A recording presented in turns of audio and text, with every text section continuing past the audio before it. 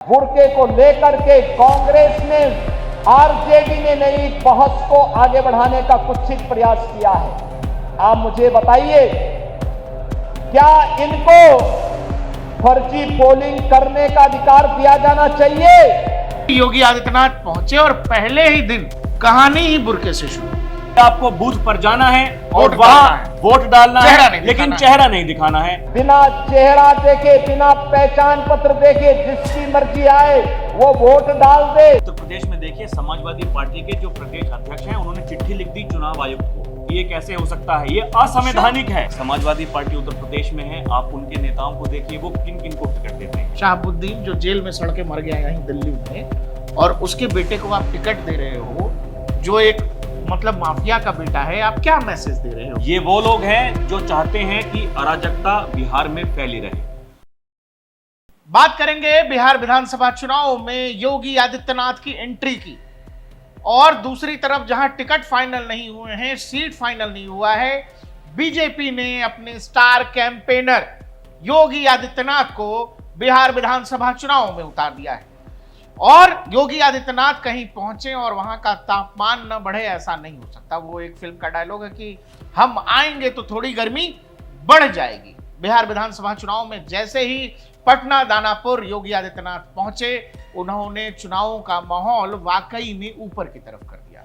अभी तक कैंपेन लग नहीं रहा था, लेकिन योगी आदित्यनाथ की एंट्री ने कैंपेन एक तरह से ऑफिशियल शुरू कर दिया है। और जब योगी पहुंचे तो वही अपनी ताबड़तोड़ स्टाइल के साथ पहुंचे। उन्होंने एक बात कही, उन्होंने कहा कि ये कुछ लोग हैं जो बुर्का छोड़ने को तैयार नहीं, ये बुर्के के साथ ही रहना चाहते हैं और इनको विकास पसंद ही नहीं है। अब जब सवाल योगी आदित्यनाथ का हो और योगी आदित्यनाथ बिहार चुनाव में जब बुर्के का सवाल उठा रहे हो, तो फिर आप इसको अपने आप समझ लीजिए कि ये चुनाव किस तरफ जा रहा है।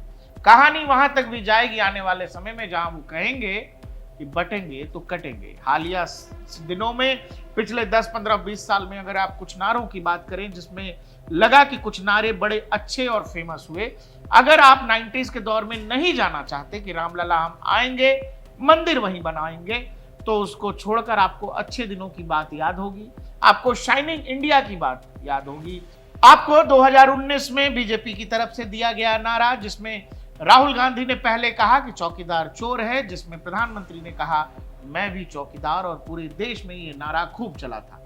ठीक उसी तरह 2024 लोकसभा चुनाव के बाद योगी आदित्यनाथ ने हरियाणा महाराष्ट्र चुनाव से पहले देश को एक नारा दे दिया और उसमें उन्होंने कहा बटेंगे तो कटेंगे। क्या बिहार विधानसभा चुनाव में बीजेपी फिर से एक बार अपने उस कोर एजेंडे पर, हिंदुत्व के एजेंडे पर और हार्डकोर एजेंडे के साथ आगे बढ़ने वाली है? क्योंकि योगी आदित्यनाथ पहुंचे और उन्होंने पहले ही दिन बुर्के का सवाल छेड़ दिया। आपको ये पता है कि बिहार के 4 जिले, जिसमें जो सीमांचल के इलाके हैं, उसमें जबरदस्त डेमोग्राफी चेंज हुई है। और बताया गया SIR इस वजह से भी लाया गया क्योंकि उन इलाकों में जबरदस्त डेमोग्राफी की चेंज हुई है। बांग्लादेश और म्यांमार से आए रोहिंग्याज मैक्सिमम वहां बसे, लेकिन विपक्ष ने उस बात का विरोध किया। अब योगी की एंट्री हो गई है। चुनाव 2 चरणों में होने हैं और 14 नवंबर को पता लग जाएगा कि कौन जीत रहा है बिहार का चुनाव। हमारे साथ राहुल जी हैं। राहुल जी, योगी आदित्यनाथ पहुंचे और पहले ही दिन कहानी ही बुर्के से शुरू हुई। प्रकाश भाई देखिए, योगी आदित्यनाथ बिहार पहुंचेंगे और वो कुछ धमाकेदार बातें नहीं करेंगे तो ऐसा तो हो नहीं सकता। योगी ने जो भी कुछ कहा एकदम सोच समझकर और स्पष्ट शब्दों में कहा।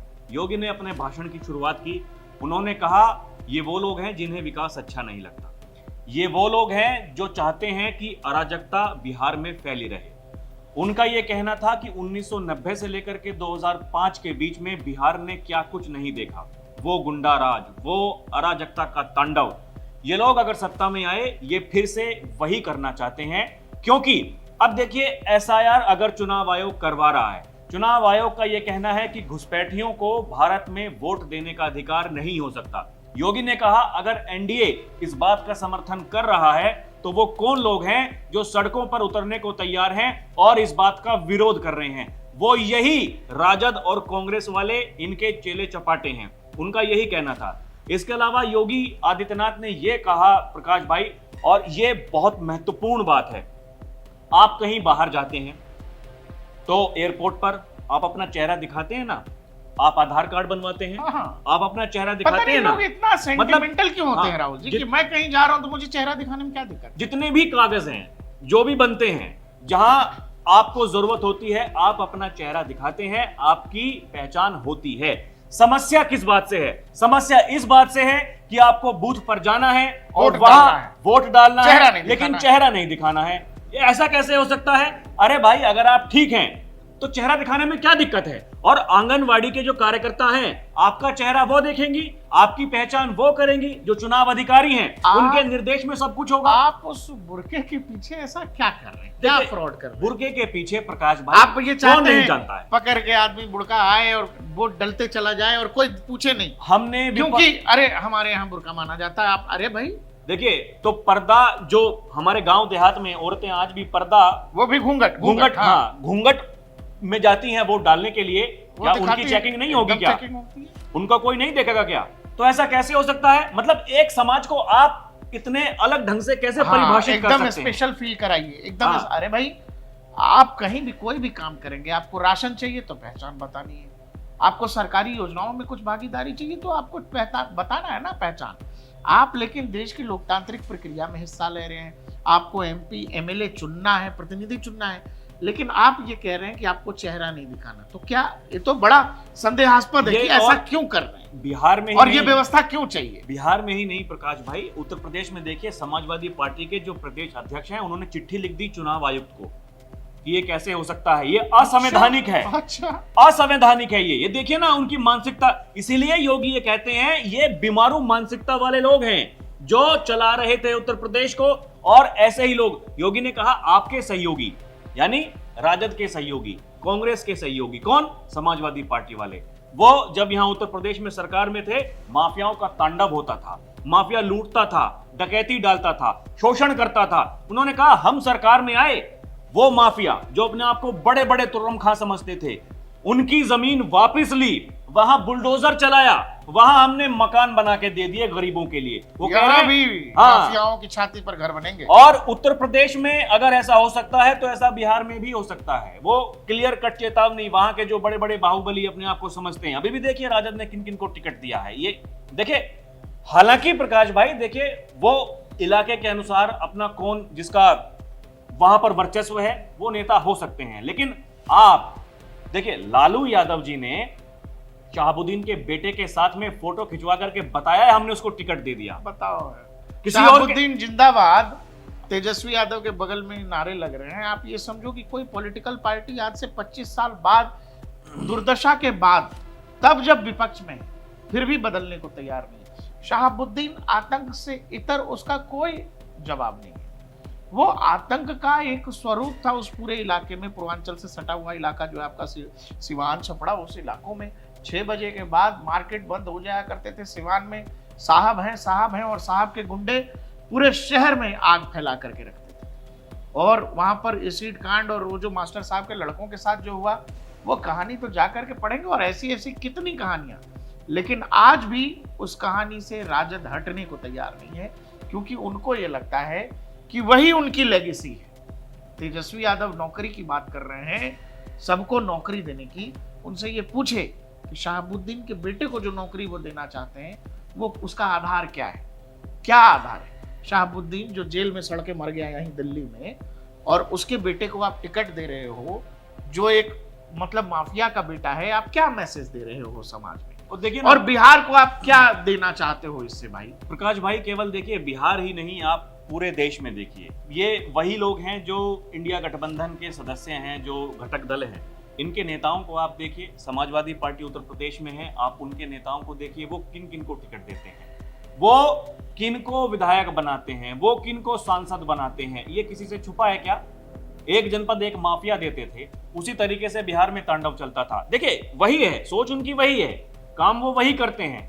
यही योगी ने कहा कि आज बिहार वो लालटेन की छाप नहीं चलती है, वहां आज बिहार में बिजली है, एलईडी बल्ब चलता है। ये परिवर्तन है, और ये परिवर्तन अगर चल रहा है तो एनडीए की सरकार है, डबल इंजन की सरकार है, इसीलिए संभव है। योगी आदित्यनाथ ने यह भी कहा, विरासत विकास। उन्होंने कहा जब हम बिहार में आते थे चुनावी कैंपेन करने के लिए तो यही राजद वाले कांग्रेस वाले हमसे ये पूछा करते थे राम मंदिर बनाओगे लेकिन तारीख नहीं बताओगे, कब बनाओगे। और योगी का ये कहना था जो बिहार के राम भक्त हैं वो ये कहते थे रामलला हम आएंगे मंदिर वहीं बनाएंगे। योगी ने कहा जहां कहा था वहीं मंदिर बनाया है और अयोध्या में हमने राम मंदिर का निर्माण कर दिया। अब बिहार में मां जानकी के मंदिर का निर्माण हो रहा है। योगी ने कहा यह है हमारी विरासत, विरासत भी विकास भी। 900 करोड़ का प्रोजेक्ट है। हाँ देखिए कोई भेदभाव नहीं, कोई भेदभाव नहीं। ये लोग क्या कर रहे हैं, ये लोग बताइए ना, आप केवल तुष्टीकरण की राजनीति करने के अलावा और लोग क्या कर रहे हैं।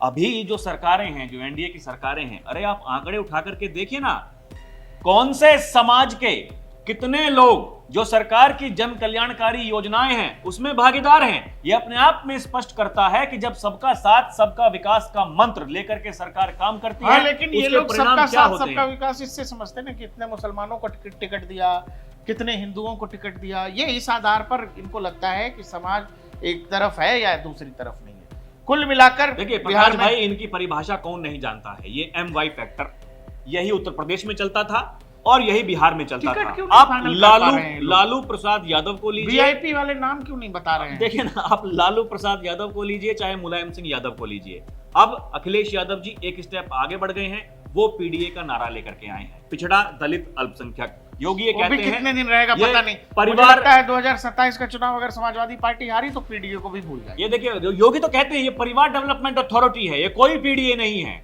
सत्ता में थे तो किसने रोका था इनको पीडीए के लिए काम करने के लिए? किसने एक उदाहरण पेश किया क्या? कोई एक आध बार तो रहे नहीं। अरे या बिहार में देखिए ना, लालू जी का परिवार कितने दिन सत्ता में रहा, एक उदाहरण तो पेश करते हैं हमने ये कर दिया, क्या किया।